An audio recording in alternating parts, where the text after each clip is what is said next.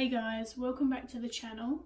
Hopefully you can't hear my cat eating too much in the background. As you can see, bit of a different setup.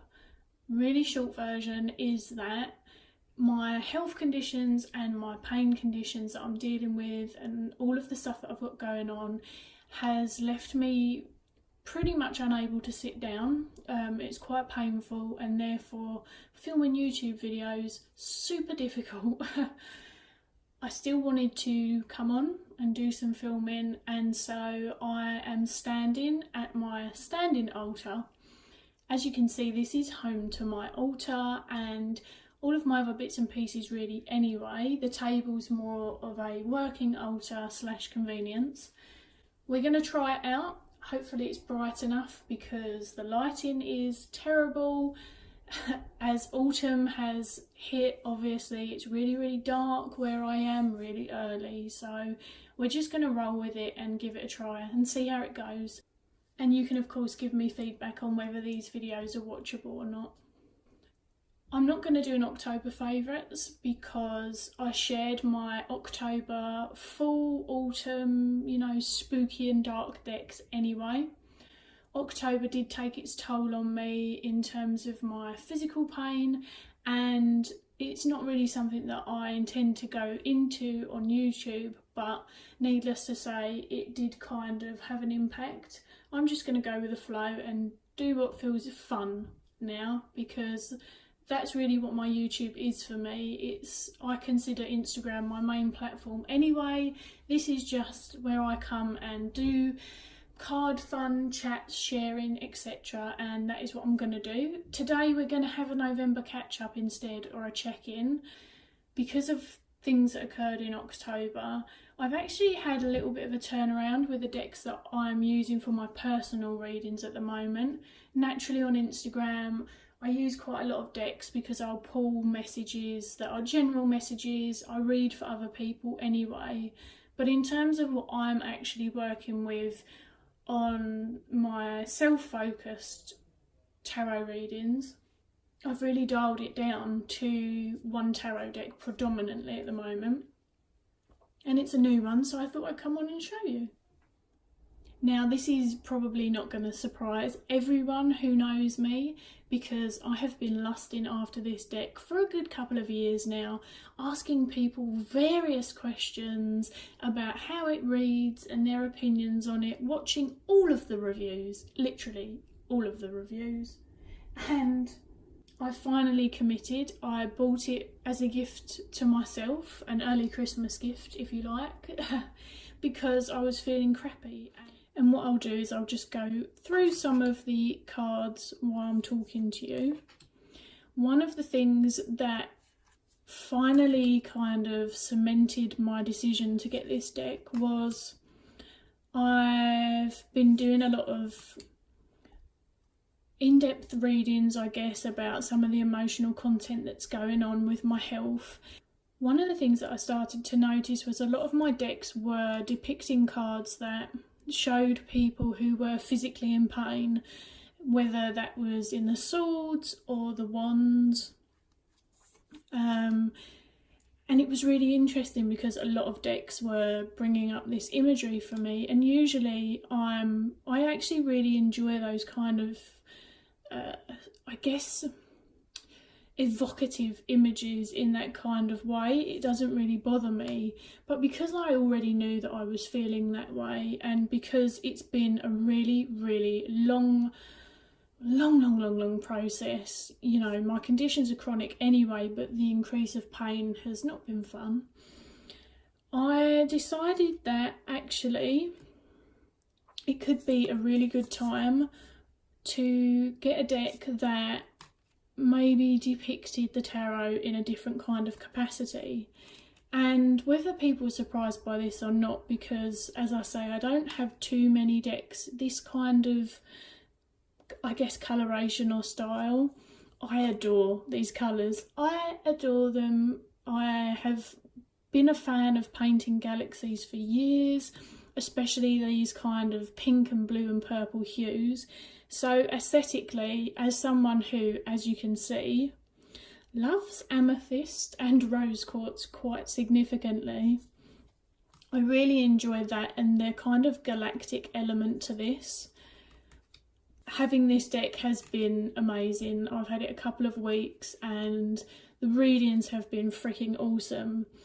I'm definitely a believer that providing that you can connect to the imagery, that you can make of a deck what you want. It's not really down to the deck, it's more down to the user. Now obviously that's only really fair if people already have an underlying knowledge of tarot, because some of these are not depicting the messages in such a Rider-Waite-Smith way, or some decks are quite abstract, so I do understand that. And if people aren't wanting to read completely intuitively and they're wanting to use the tarot system, then obviously that's useful. For me, this hasn't really been an issue at all, and I don't feel that this deck shies away from it. But again, I don't shy away from that kind of stuff in my readings, but I'm finding that I can read the things that are coming up. I read very psychologically focused anyway, and I'm fine with self-exploration. I'm fine with both shadow and light, but I just really didn't want to see people in pain right now. It was just something that was putting me off. There's no rhyme or reason to it. I just didn't want to see it.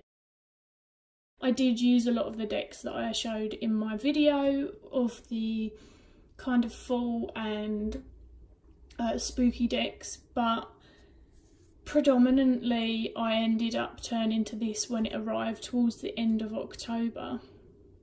I will definitely be reviewing this deck when I've spent a couple more months with it, because it's already been subject to marvellous conversations. We did an Instagram live where I discussed certain cards that people were curious about how I would read that imagery, and whether that I read it, you know, in just a standard Rider-Waite-Smith way, which is not how I read. I utilise lots of different layers, and I also read the imagery because, you know, 90% of the time I'm selecting a deck actively either for someone else or for myself, and therefore I feel like the imagery is a part of having something to say in that. So I've been using 2 oracle decks, not always, but with this one in particular. I do like to mix and match my decks. It isn't always aesthetically based, but I do enjoy that. Many of you know, if you follow me on Instagram, that my photography and the editing and the creativity is just as much a part of my enjoyment and my process as sitting down and doing a reading for someone. They're not the same thing, but I enjoy them both equally. I feel like putting different decks together and taking photos of them and things like that is the way that I continue to do my art when I can't draw and when I can't do other things. They're also quite soft, which I'm aware of at the moment, and that's okay. I don't generally lean towards soft, so if anything, I'm probably more aware of it than other people are. The next deck is a Spirit Cats deck, which normally sits here. You can see it on my altar with my kitty cats around it. And this, as you can see, the colours, the 2 decks together, they make me so happy. But also this is a really interesting little deck. You don't hear a lot about this, I feel. And for those who are curious, there's actually, this isn't just available in the, I think she's from the US, Nicole, but they're also in the UK at the moment. There is a UK seller called Feral Strumpet, which I will link below, who's actually selling these. That's where I got my copy from, so that you didn't get all those nasty international taxes when it comes into the country. But one of the things that's awesome about this deck is that it doesn't shy away from the tough stuff still. It's very light, it's very productive, it's very supportive, but it doesn't feel so fluffy that it kind of, I guess, turns me off of it. I do have decks that I have a deck. I have a deck that's really, really, really fluffy, and I only use it if I am feeling the deepest of the down and I really just need one of those high vibe happy messages only. But in reality, I'm pretty alright either way, but these just feel quite productive. They feel like it gives you something to work from. There's often a little question trying to guide you and maybe give you even a journal prompt if you're someone who's journaling.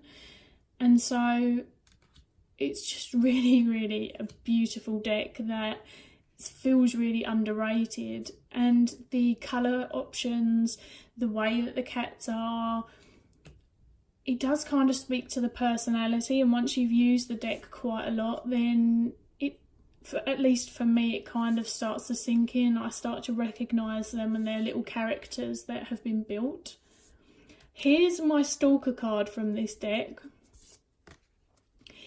And she's called Luna, and the keyword is catalyst. So this is what I mean. It does speak to a very productive and a very gentle way of maybe moving through a difficult experience, but it doesn't shy away from the fact that we have difficult experiences, that we experience difficult times, that we get shaken up and all of those kinds of things. As I say, it's still quite huggy, but it just feels a little bit different to me.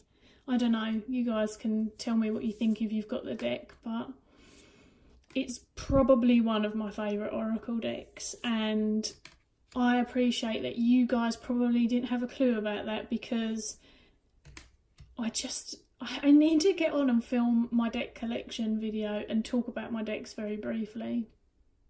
And last but not least, we have the Lavish Earth Crystal Affirmation deck, which is just stunning, stunning, stunning, stunning. It is another indie deck. We have a trifecta of indie decks here. And another one that I was very fortunate to buy in the UK from Beth at Little Red Tarot. She may potentially have some in stock at the moment, I don't remember. And this deck is, again, very affirmative, very kind of supportive and gentle. It still, again, acknowledges some of the difficult things, but I definitely would say that it's ever so gentle in dealing with them. One of the things that I really love, though, is the quotes around the edges. They really add another layer to the discussion of the crystal, and it kind of just gives you a bit of a taster of information of the crystal and some of the believed properties in terms of like healing benefits. But then down here we've got some keywords as well, and so you can do a lot with the information from these cards and go off in a lot of avenues. And when you use them alongside a tarot spread, even though I'm using two oracles, they have very different uses, I guess, for me. And sometimes I might simply focus on an aspect of the card and not all of it together, dependent on what comes up in the tarot reading. And I'm all for gorgeous decks, I'm not going to lie. It's not just about what they look like, but it is really nice to have decks that are enjoyable to use. They are made really, really well. They're going to last me a long time. All of those lovely things. And as I say, they speak to each other beautifully. So that, my friends, is it. Hopefully I didn't ramble too much. 3 weeks away from filming. Maybe 4, because usually I film and then put the video up a little bit later. But I'm feeling super out of practice already, and I think that this new setup has thrown me off a little as well. But if you've got any questions about those 3 decks, then let me know. Anything else that you want to know? I know that I had put out there that I was going to do a Q&A and I was going to do this podcast and that podcast, and I still want to do all of those things, but I'm really just respecting my process at the moment, which is that everything just needs to slow down. So there's lots of stuff going on at the moment, and I have no intention of disappearing, but I'm just really going to roll with, as I say, the videos that I want to record, and if you guys enjoy them, then that's freaking awesome. And you know that I'll always engage to the comments when I see them, and hopefully there will still be something for everyone. Other than that, I will catch you guys soon. I hope you're all well and have a lovely November.